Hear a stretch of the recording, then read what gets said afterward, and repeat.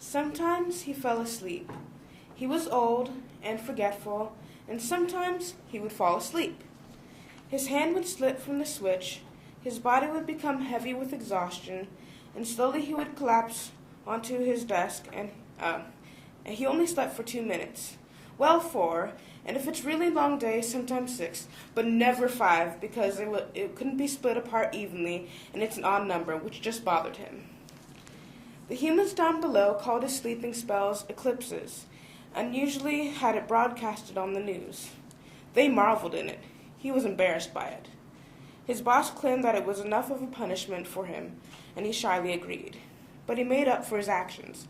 He went around meticulously placing sunrises in the sky and making evenings warm enough for evening strolls. And he did everything 24 times so he didn't mess up anything. His coworkers thought him ridiculous, putting little details like fireflies at campsites and butterflies in gardens.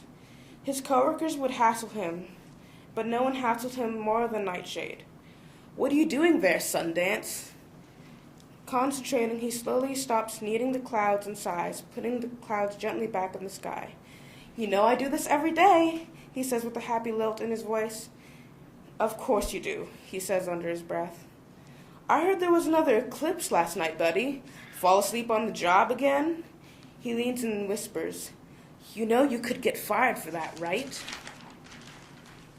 Only if Nightshade turned him in. But even if he did, no one would believe him. He's shady.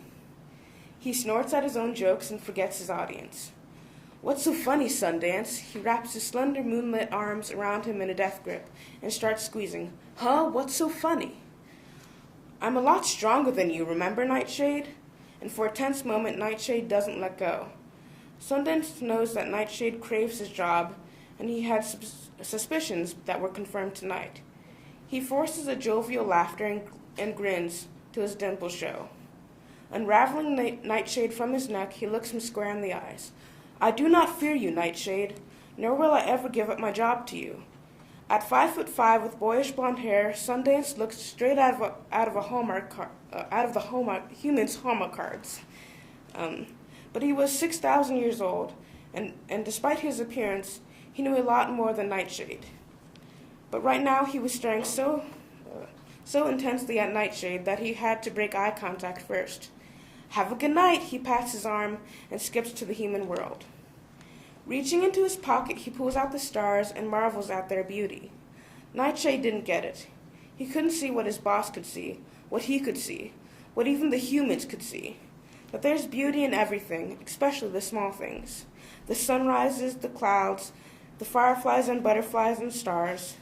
He sticks his fingers in the dark sky, creating nebulas, braids the ring around Saturn and waters Mars. He sighs. Perfect.